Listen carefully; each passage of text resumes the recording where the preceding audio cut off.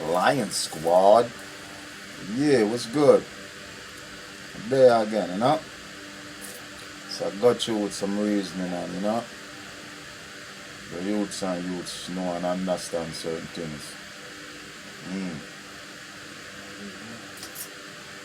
Yeah, man. Well, with all that said though, with youth and youth, you think, is there a bigger issue here? Like what, is there some sort of conditioning? Are we being used to be like that? Is there a bigger picture? There's always a bigger picture. If there wasn't a bigger picture, none of this wouldn't be happening. I think we would have figured it out and worked it out by now. You know?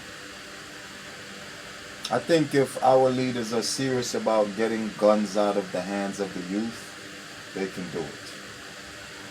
Okay? Just like how it was so-called serious about finding the perpetrators of Cherry Tree, right? It's the same thing. They can get serious about getting the guns out of here. So there are things that we can do to make a difference that we're not doing. Why? Because of the bigger picture. What is the bigger picture? Colonization of everything that has to do with black people. That means their land, their color, their culture, their language, down to their thought must be colonized.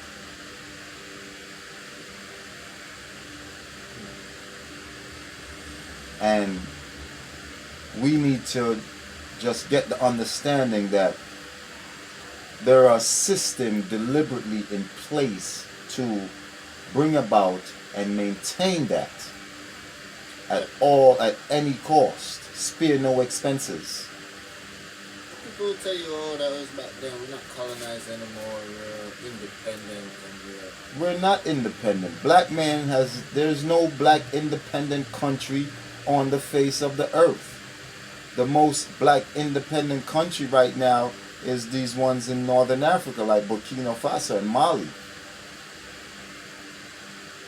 And they're just started out to independence, but they're not fully independence because they still have to watch their back from all the outside influence that's totally against what's happening, and that is their liberation, right? Are we here in Jamaica free? No, we're only made to think that way and feel that way, but we're not free. We're not free to say what we want and do what we want. so is that part of the Western mindset? Yeah, it's a system in place to ensure capitalism, imperialism, democracy, because democracy is a sham. Don't be fooled. Break that down. Democracy is a sham. Democracy is in place to have you thinking that you are part of something, that you're a part of this decision, right? But nobody ever asked you if you want to go to war. They draft you, right? So how is that democracy? Democracy is something you should be doing freely, at your own will. No one forces you. You join the military if you want to. Right? Now, you have young black boys and girls, young black boys and men,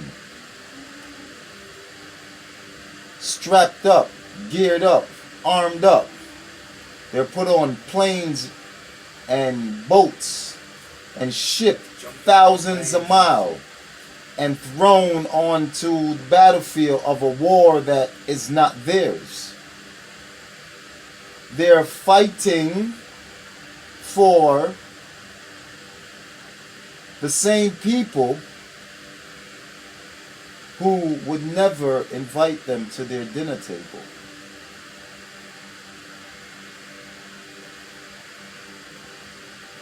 The same people who would serve them coffee and spit in it.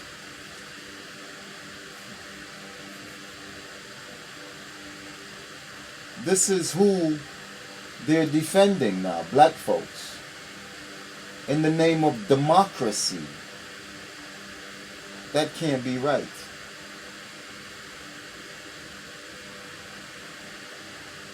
Huh? Here it is. A man has been whooping your ass all your life.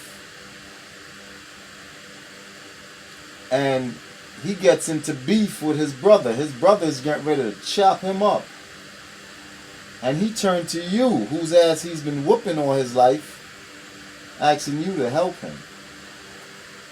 And you, like a fool, turn around and help him, thinking after you help him, he's going to cease and desist from whooping your ass. But as soon as you help him knock the brother off, he commenced to picking that whoop up and whipping your ass continuously again. And you there kicking yourself now in the ass. Like, damn, I should have let his brother chop them up. Huh? And we as black people, we refuse to see them like this. I mean, remember at the start of the Ukraine war, when everybody was running up and down, everybody trying to get to safety, they were pushing black people off the trains. And now you want to ask? They had to walk. Yeah, now you have the audacity to ask why black folks don't. It's not their war. You know what I'm saying?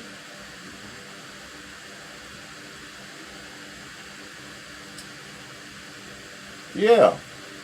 So the bigger picture is what we have to look at to understand why this small picture is being drawn. You see? Why our leaders make the decisions they make.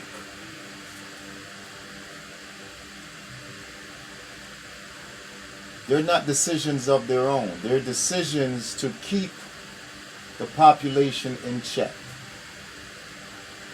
That is all the duty of our leaders entails. Keep your population in check. You got that, nigger? While we loot, pillage, and plunder. So with this oil and natural gas that they want to take out to the place, we assume that it's going to be all American. We ain't gonna see none of it. The only thing we gonna see is buildings going up, roads getting paved, and all this other shit. But we ain't getting nothing. And then prices gonna go up now for us to access those places, and everything goes up. Oh, y'all don't see it. Jamaicans don't see it. Oil and gas and shit that we're finding don't benefit us. It's gonna be our detriment. Poor people, it's gonna be the detriment to us.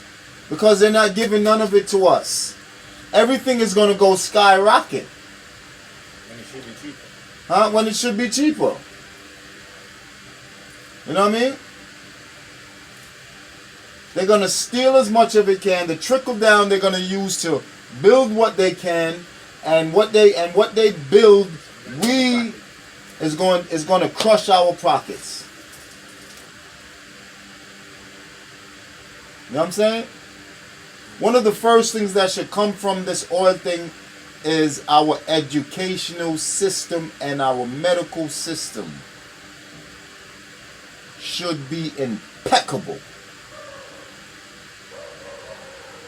Get rid of this garbage, colonialized education that they're giving to our children. Oxford education. Right? Cambridge Oxford education. Yeah. These fucking lawyers in their costumes at fucking court. So we here sitting around, That fucking shit out of here. we here sitting around thinking things are gonna get better for us. Poor people jumping up talking about, yeah, they got all things gonna get better. No, it's gonna get worse for you now. Cause when you start realizing you ain't getting nothing reaching you, you gonna want to start making some noise. They know that. So they're dealing with you ahead of time. Make sure you keep them in check. And how they deal with you ahead of time? They feed you the drugs and the guns. And the idea that this is normal. You're so busy with that. You ain't got time to see you're being pillaged and plundered. Right?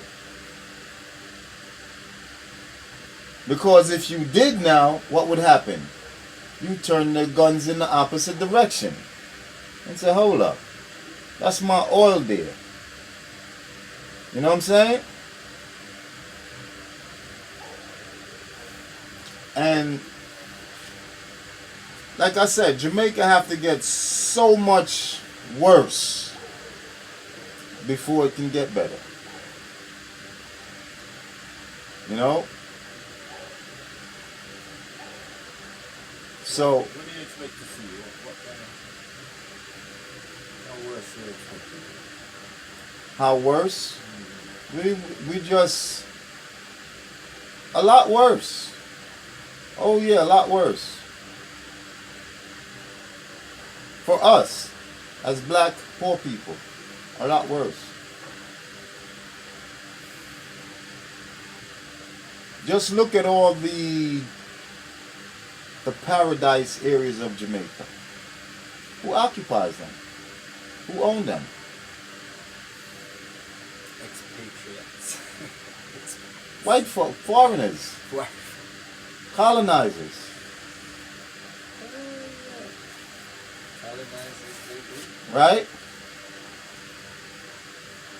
Just look at it. All the best parts of Jamaica, we can't access them. We live here and we can't access them. They put our police there to tell us we can't come in. Call our own people behind to get us to remove us. You see? Yeah. That's always been their strategy, It has not changed. You know what I mean?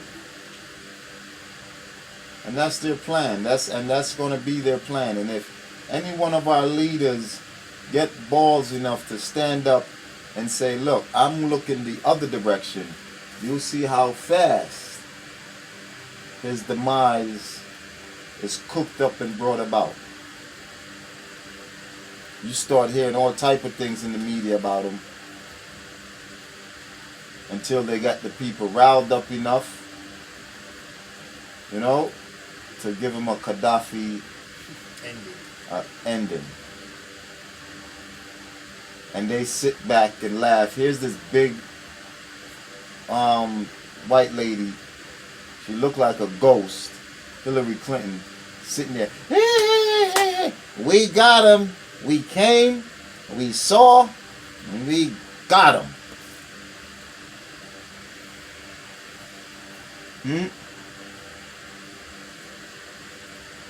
Who suffered?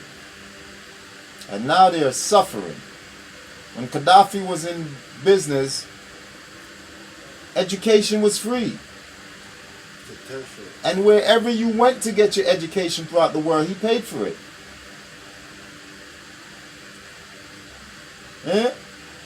Medication was free. Medical was free. Housing was guaranteed. Marriage was rewarded. Huh?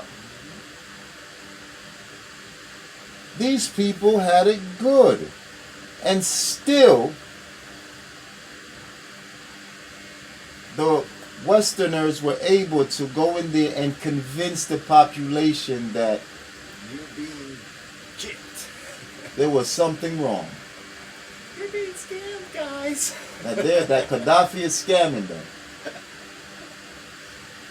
Huh? And then they rolled in on him Mob style. while the world stood by and watched. What does that say to any other leader who might have similar ambitions and ideas? The ball, I ain't doing that. I ain't Huh? going out like that. I ain't going out like that. You see what I'm saying? That's what they be saying. Because that's what most leaders are looking at now. Yeah, that ain't gonna be their ending. I mean, look at Cuba. For decades. You know? It's a miracle those people still have some semblance of anything that they have. You know? Nicaragua, all those places. Haiti, Jamaica. Because for some reason, we Jamaicans seem to think we all right. Everybody else is fucked up. Nah, but I was And I'm saying, Irie man, cool runnings. Yeah man. Everything Irie? Everything good? Yeah. You know, they got us fast asleep. You know what I mean? And when someone really look at it, someone who desires change, when you look at such a mountain, oh, it's so discouraging.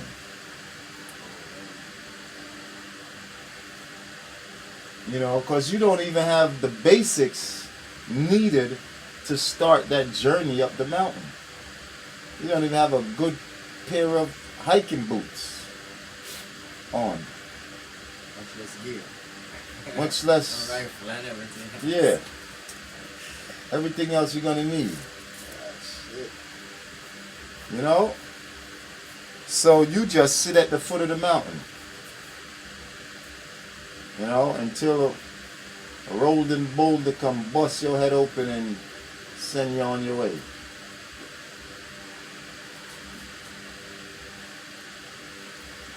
But that's what really has to happen. Now our leader, one of our leaders, have to just say, look man, we're gonna take this shit back, we're gonna nationalize our resources, and you know what I'm saying? Yo, in less than 2 years, man, Jamaica flipped everything upside down. With ease. I mean, look at GPS, why do we still have one? Every year they record higher record numbers in profits. And we get And just worse consider how much bandula like there.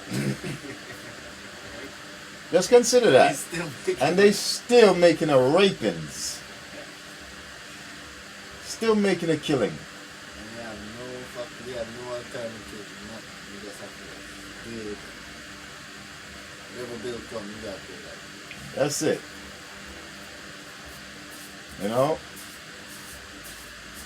How we even do it? That's it's a credit to the ingenuity of black folks.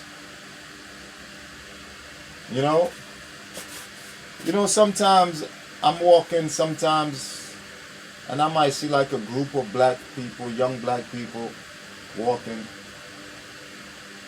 and I just kind of stand and look at them. Some of them you see happy, smiling. One in the group might be more, to himself and his phone. But just to see them moving so carefree,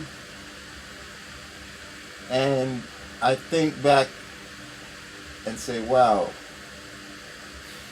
if our ancestors, if they can see,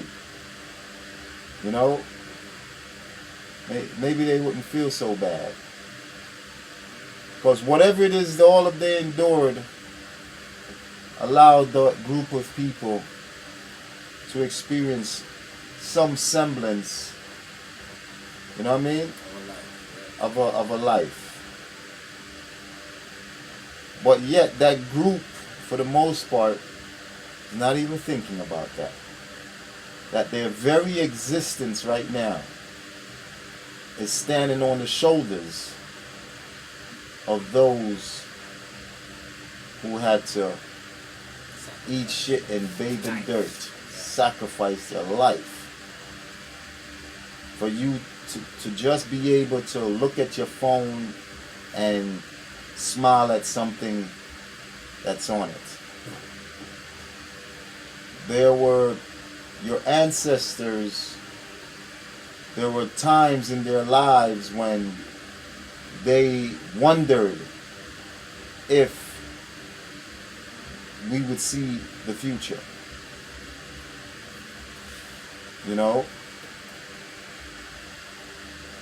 That's what I look at sometimes when I see those group of people like that. And I just think, wow, I wonder if those people know the sacrifice that was made for them to be here in the here and now.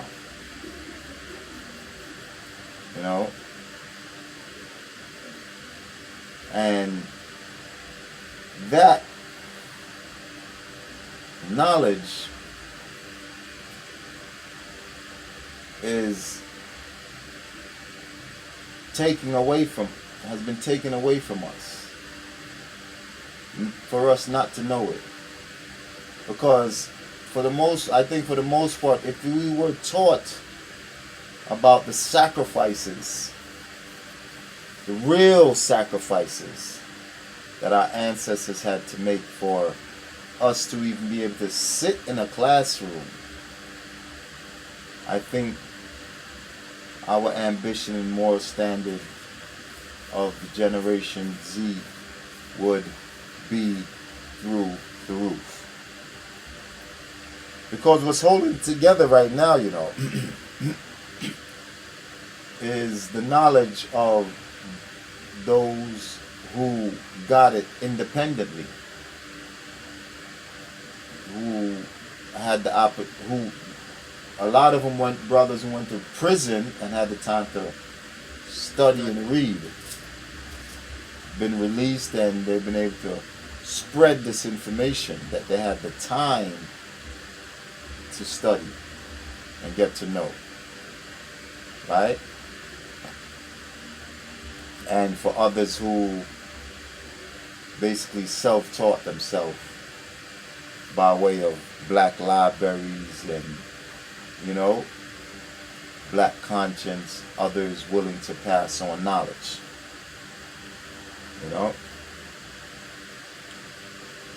Yeah. That's how I see it, man. That's how I see the bigger picture in control of the smaller picture. So you think that if we nationalize it, they'll just go away? No. So there's going to be a fight. But that has never happened. You see? They have done everything to circumvent that fight. That fight will take place when they feel that they will totally dominate it. And by dominate, by just simply dropping a nuclear bomb, just wipe them out. We don't need them. We just need the resources. Because after the bomb can smoke clear, the resources will still be there. Put your special suits on, go down there and do it. Yeah. You know, these people don't care about nuking the known Earth because they've discovered Antarctica. They can stay from Antarctica and nuke Right in the rest of this and not be bothered. And when the dust and smoke clear, they come right in and repopulate the earth in no time. How are they gonna do that? Don't forget they're creating incubators on mass industrialized incubation now. We're seeing it advertised on the internet. They have pods, warehouses of pods of babies, artificial wombs. They showing the whole system. It's been patented already. And you can choose the design of your baby. What kind of design you think they're going to choose for most of those babies? The most intelligent, the most beautiful, the strongest, all of that. But the difference with these babies, they're going to be controllable. Right? So the powers that be, they're going to retreat to their safe zones. Their bunkers and all of that stuff. And from there, they're going to render that decision to wipe it out. Right? And these are enemies, you know. You're my enemy. And we're looking at each other and say, hey, call my bluff, buddy. And see if I won't press it. Oh, yeah, well, you press it. I'm going to press it, too. Okay, well, let's press. And they right here. and they just get to press it. They could be sitting in the same room with each other. Right? And say, yeah, buddy. Drinking. Oh, yeah, you just wiped out Alaska? Okay. Okay. Well, here goes Stalinberg. What'd you say about that, buddy? Huh? Oh, yeah? You done wiped out Petersburg? Okay. Okay. Well, there goes Chicago. You like about? Oh, yeah? Okay. Chicago's on fire? Okay, well, let's go Kaliningrad. How you got about that, huh? That's how they... That's it. And when it's, they ain't got nothing to worry about. When it's all said and done, I'll see you on the other side, buddy. I'll see you in the rebuilding. Who'll do it first? They won't see who populated first. Some of the dumb bet. I mean, this is the real. No, I'm sitting here, we spoofing it and making a big joke about it and shit, but it's, to me, that's the reality of it. I mean, just look at the bigger picture, and you know. It's a game, Yeah, it's evident to me, and we're just parts and pieces in the game. So for young black kids, boys and girls running around killing off each other's, and you know, so all a part of it. They don't matter. They're ready to nuke the whole world. So they don't care about some black folks killing off each other. You know what I'm saying? We are ready to nuke everything anyway. You know what I mean? So they don't care.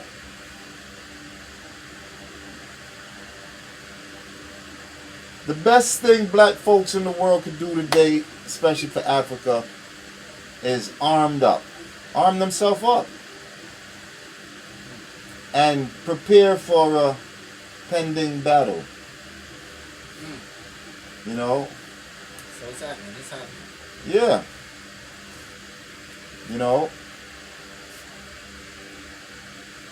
It's happening. How would it get there? What would Huh? what would be the catalyst to get it there? What would kick it off with that? It's already there. It's just moving slow. Sides are being chosen already. and preparations is being made. I mean, Russia and China, they're not just in Africa, you know, because they like the Africans. They know they're going to need those Africans and the resources. And they know the most feared thing on the battlefield is the black man. You know what I mean? So whose side you'd rather him on? Best to move now and do all you can do to get him, as most of them, on your side. Whoever side the black man is on is the side that's going to win. You know? It's always been proven like that. Now, granted, they're going to have black men on both sides. But the black men on the bad side, I hope they recognize and realize, say, yo, you know, I ain't with you. So, I think, you know, while we can talk up and try to convince the youths to see and do things different, we must know and understand, you know, the real change is not going to come about until we produce real leaders to assist in bringing about this change. And that's where I'm going to leave it at. Lion Squad, we out.